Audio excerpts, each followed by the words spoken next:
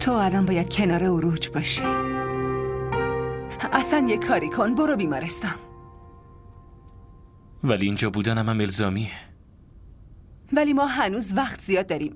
فقط یه سری کارای کوچیک مونده و یکی باید بره دنبال عابده. خودم انجامش میدم. همین.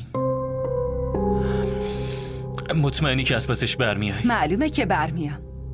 الان تو باید کنار اونا باشی. اگه پیش عروج باشی خیال منم راحت تره. خانواده فراز که حرکت کردن منم بهت خبر میدم که مستقیم بیای اونجا. باشه. پس تو با خود راننده برو. نه، خودت به ماشین نیاز داری. من با تاکسی میرم. ببین ماشین مال منو، به راننده هم من حقوق میدم، نه خود مامان. سر هر چیزی با من بحث نکن. فهمیدی؟ نه فهمیدم. که اینطور. وایستا، جاری میری آرایشگاه نه؟ خودتو خوشگل کن. من میخوام همسرم زیباترین دختر مجلس باشه. و اگه نتونستم خودمو خوشگل کنم چی؟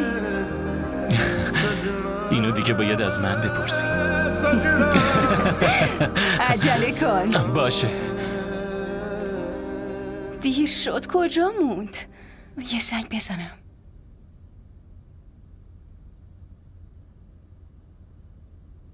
الو، آبجی کجا موندی؟ ساعتو ببین خیلی دیر شده. پس کی میرسی؟ عابده من تو راهم، دارم میام.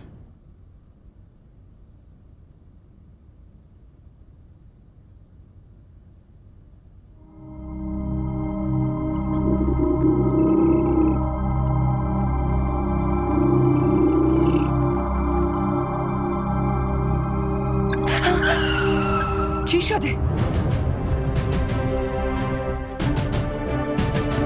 چی شده؟